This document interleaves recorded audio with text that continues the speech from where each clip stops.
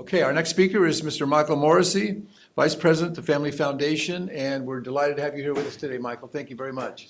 Yes, I am with the Family Foundation. Most of you are probably very familiar with us. We're a Family Policy Council group, and we advocate for family values, for biblical legislation, and we have teams that write policy. We have a law firm that protects and defends people against religious persecution and violation of their rights. But I lead the Church Ambassador Network, and one of the reasons that I'm really excited about that is because I think part of the problem we see in America today is because of the silence of the church. Listen, friends, we're in a war right now in this country.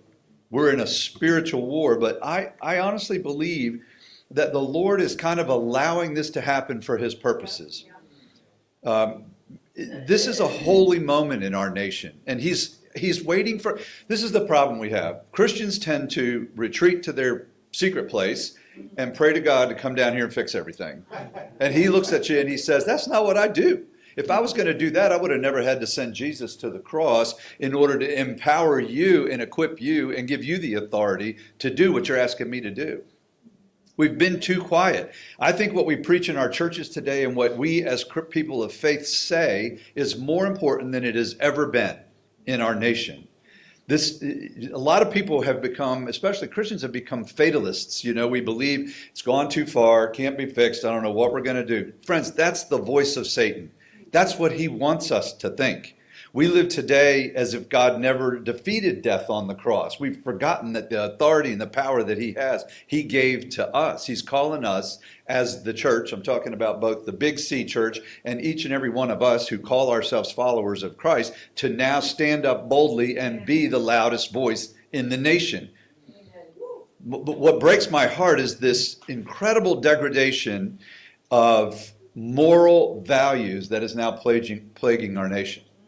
It's a time when we witness the sexualization of children and the unsettling silence of the church.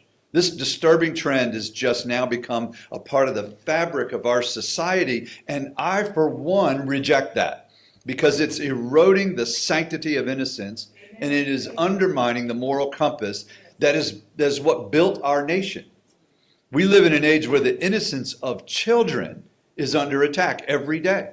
And especially in the schools where children should feel safe. And people are just letting it happen. We're sitting back and letting it happen. And we're letting it happen because we're letting anybody that wants to jump on a school board. And most school boards represent and control the largest budget of their community. And are supposed to represent the most vulnerable people. Children are bombarded every day with sexual imagery, explicit content, and messages that distort the understanding of healthy relationships and human dignity, and that's where it's happening in school. And let me just tell you, friends, they spend three times more time in school in their lifetime than they do in church. They spend more time at school than they do with us. What's happening is these people expect the church to not only accept this, but to affirm their sin and to celebrate it with them. And the media and advertising agencies and the entertainment industry are all on board. They're all contributing to it. And innocent minds are being exposed to harmful ideas and behaviors way too early in their lives. They're now going after first and second graders. And this is leaving scars that they will never fully heal from. When a parent has to stand in front of a school board meeting and open a sixth grade textbook and read about pedophilia and sexual immorality, and then be silenced by the school board because they're being and accused of reading something vulgar in public, then removed, and is in Virginia Beach, a woman was removed from the school board by the police and then banned for a year because they said she read something that was vulgar in public. When that is happening, friends, it is time for people of faith and the church to stand up and to protect our children from the normalization of abuse. When school teachers get put on administrative leave because they stand up and say, because of my faith, I refuse to tell a 12-year-old boy that he can become a girl, it is time for people of faith to stand up and protect religious freedom. Friends, what's happening in women's sports, in public schools, and on college campuses today across this nation as it relates to sexual perversion and this woke LGBTQ transgender agenda is absolute, utter lunacy. It is ridiculous. We have completely lost our minds. I believe, however, that this is a time where the Lord is allowing this lunacy so that it will wake up his church. And I also believe that people are waking up. People that were asleep yesterday are starting to say, it's gone too far. And isn't that what the enemy always does? He overplays his hand. He says, okay, we've got him now. Now I can just do whatever I want to do. Now I can go after 6-year-olds. Now I can advocate that a parent that doesn't let their 9-year-old transition gets charged with a crime, or the parent or the kids get taken away from them. But I think most people are starting to go, hold up, this has gone too far. The silence of the church is the worst part for me. And that's all of us. The very institution that is called to be a beacon of light in the midst of darkness. The church should stand as a pillar of truth every day, but it's been muted. We cannot remain silent any longer. As people of faith, we have to stand up, reclaim our voice, and speak against this sexualization of our children. They're the future. When we allow those who do not follow Jesus to define these things as political and tell us that we can't engage in these conversations simply because we're people of faith, we're being manipulated into silence. And too many of us have gone, I don't want the fight. I'm going to sit down. But I believe that as believers, we have to first acknowledge that our children are a gift from God. They're entrusted to us. It is a sacred duty to protect them, nurture them, and guide them. We're called to be their guardians. We're supposed to shield them from harm and provide a safe haven for them, and we don't. Our silence in the face of their exploitation is a betrayal of this responsibility. We also have to recognize that these children are not just objects of desire, and they're not tools for profit.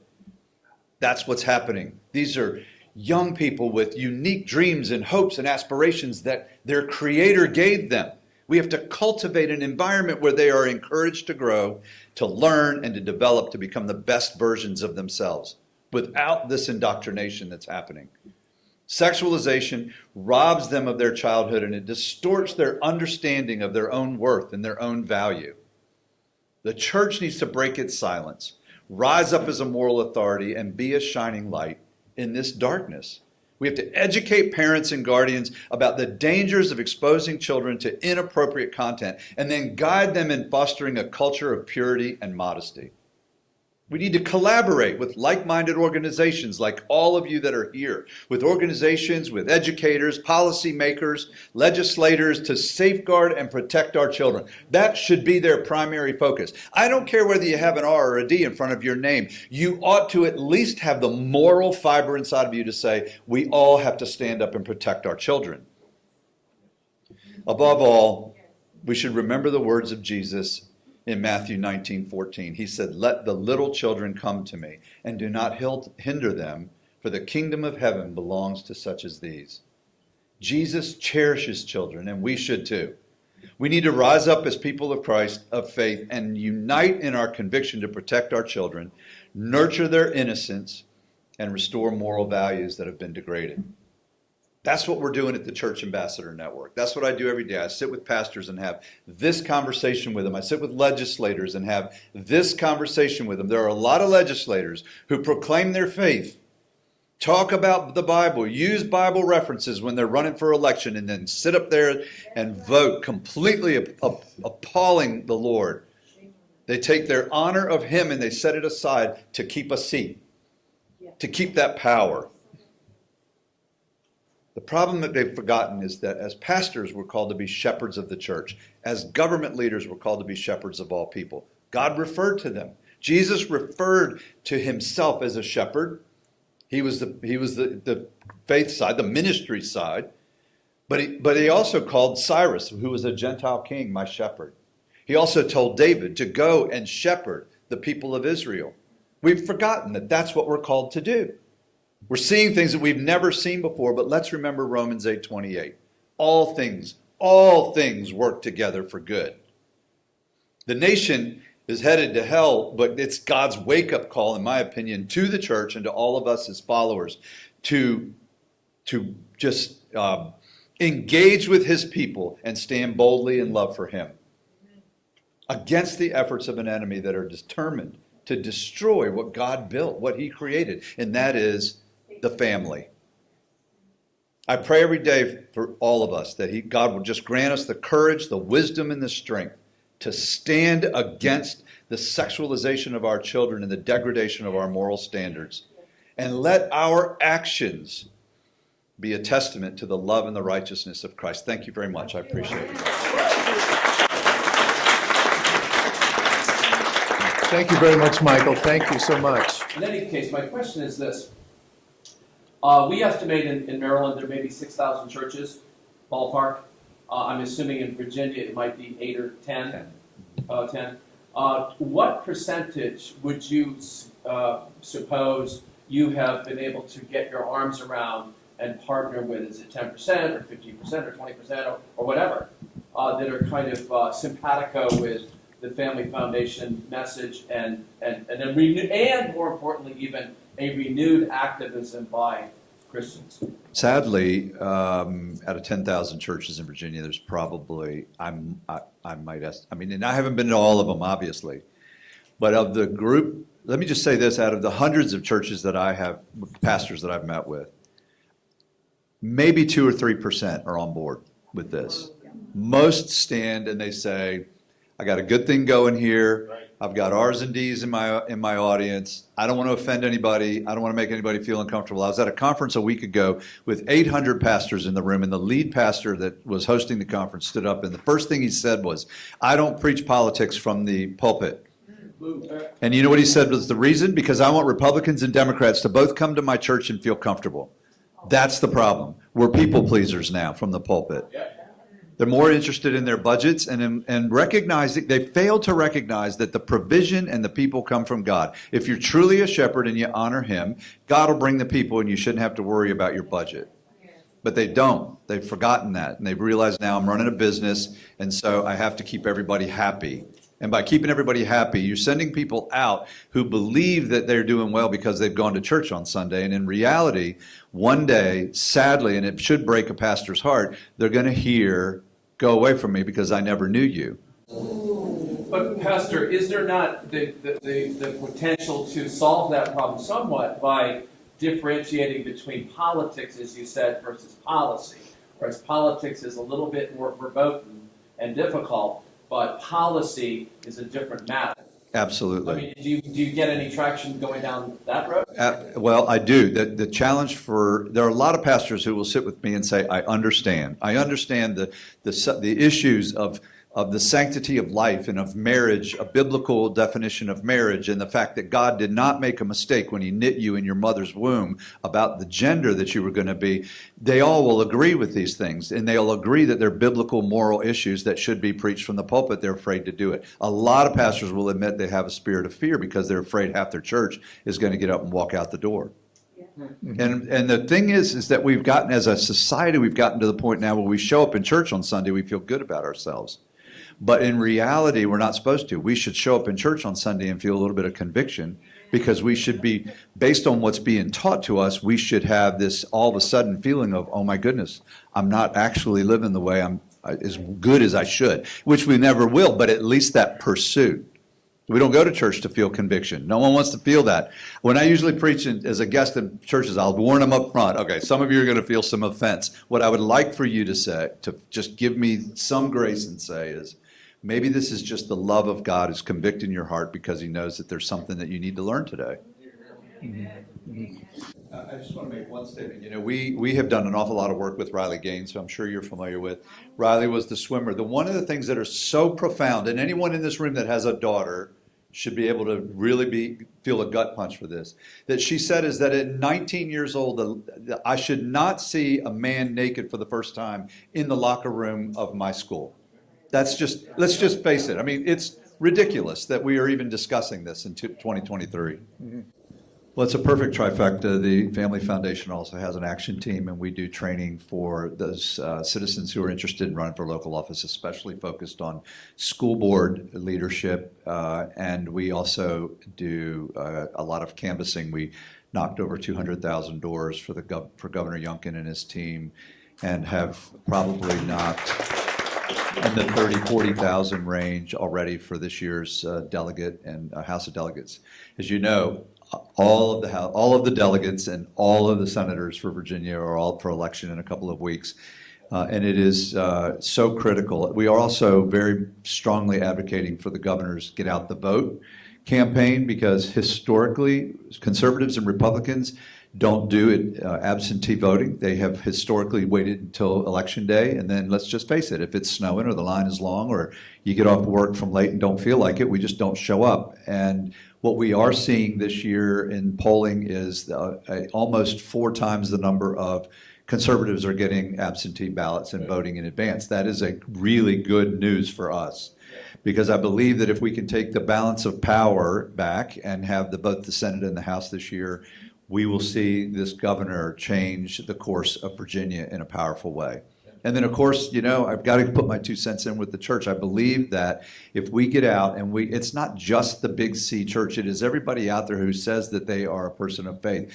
We should be standing up and be so loud and so vocal about the protection of our girls in the locker rooms, the protection of our children. And it isn't even just protecting girls.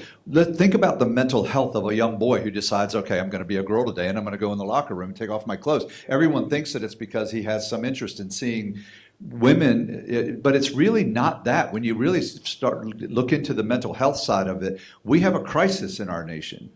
And we could get into how it started with COVID, but I won't do that. Okay. Do you coordinate with massresistance.org?